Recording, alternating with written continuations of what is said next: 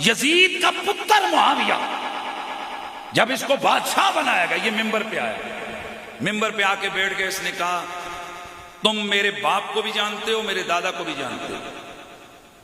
मेरे दादा हजरत मुआविया और हजरत अली की आपस में जो कुछ मामलात हुए वो अल्लाह के दरबार में चले गए, और तुम मेरे बाप यजीद को भी जानते हो कि उसने रसूलुल्लाह के खानदान को कैसे जुल्म से ज़िबा किया।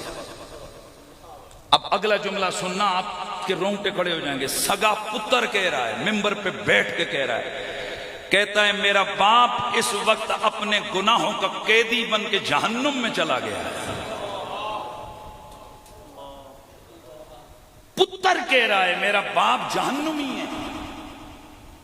सगा बेटा कह रहा है मेरा बाप जहन्नुमी है। ये 1300-1400 साल बाद वाली औलाद अभी तक नहीं मानती।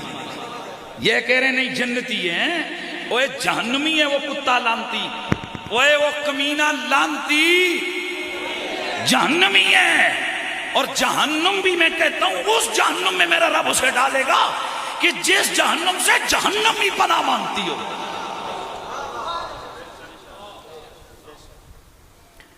तो अब जो जुमला मैं कहने लगा था, सगे पुत्र ने क्या की लानता पाइया किस उते अपने प्यो ते। हाय हाय।